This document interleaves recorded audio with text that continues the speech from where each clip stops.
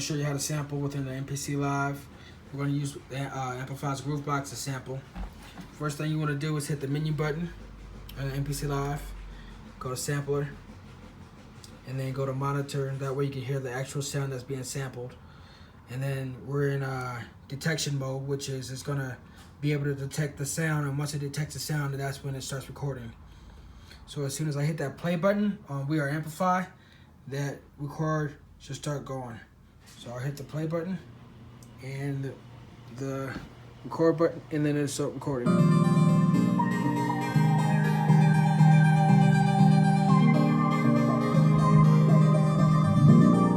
Next thing you want to do is name your sample. I already saved a previous sample, so it's just going to allow me to save Groovebox too. But whatever you want to name it, just name it and then go to Do It. And then go to Keep.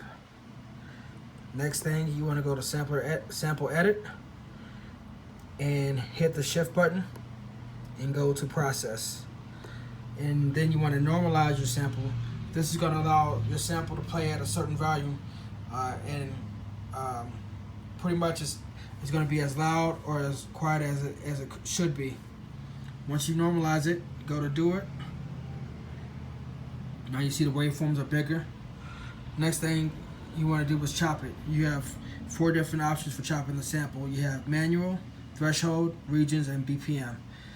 Regions is just samples based upon the number of regions you decide to sample. It'll separate it into 8 equal slices or 16 equal slices. BPM, it'll sample based on the BPM of the track. Threshold will sample based on the loudness or the quietness of the track. And manual, basically you just use your pads and you chop it up to your desire. So we're gonna do manual today. So once I hit this first pad, the sample should start playing, and then I hit the second pad to determine where I want the second sample to follow, third, fourth, and so on.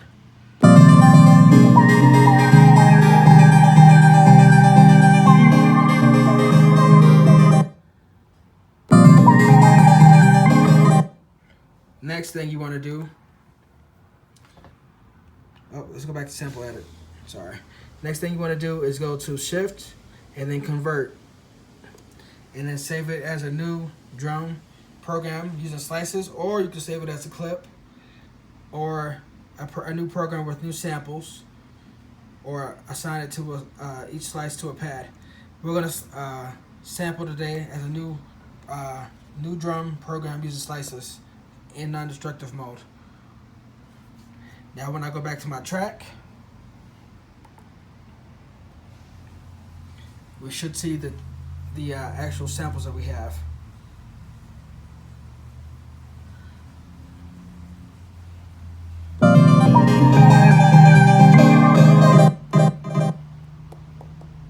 So we only have 8 samples right there. Now if you want to edit, you just go back to Sampler Edit, or you can edit using this button right there. Not that button, sorry. Edit samples right there. Double tap up top and look for your samples, and then you can edit the samples to your desire. You hit Shift, Trim, and then it'll bring you back to the chop menu, and you can edit the samples if you need to. You can you don't have to use the pads to edit. You can actually grab the sample and edit that way. Each slice you can drag and pull if you need to. And then once you got that bit done, if you want to play it as a one shot, or if you want to play it if you just want the sample to play as you're triggering it and holding it down, you can change that by going to Menu and going to Program Edit. The next thing you want to do is go up top, and right now it's just selected on one pad, but I want to edit the whole entire bank that I have. So I'm going to go right here and go to Multiple, and then I'm going to select each pad that I want to edit. So I have those 8 pads selected. So basically what it does is I have selected to edit all those paths parameters all at the same time. The next thing I want to do is go to LFO modulation. Now what I have now for triggering the pads is in one-shot mode, but if I want to change the pads to where they only are triggered when I'm holding the pad down, I can do that by hitting note on. So right now I'll show you one shot. One shot is just like a play button. Note mode is basically it only plays as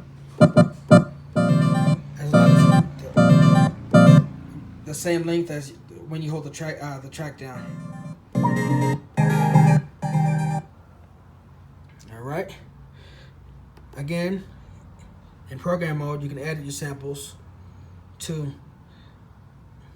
You can also affect the master as far as like the master track and the overall samples of that track. You can play with that in your own leisure. I'm not gonna go into that right now. Right now I have it set to note mode for the tracks.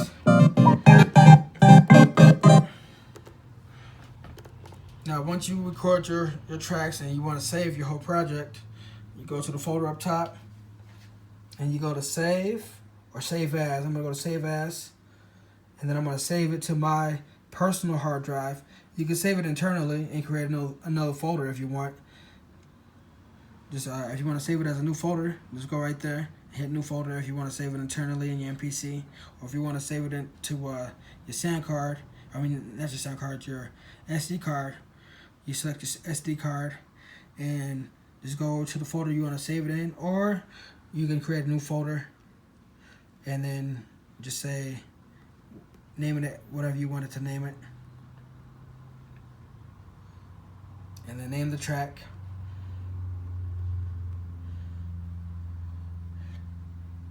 You can save it as a template, or you can just decide just to save the overall idea that you got, and then go to save.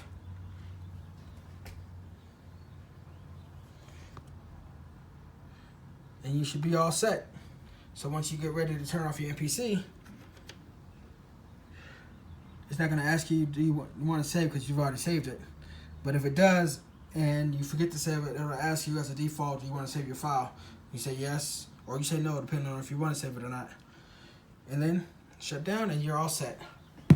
Hope this helps anybody that's having trouble using the MPC Live to sample. If you have any questions, feel free to hit me up. Thanks.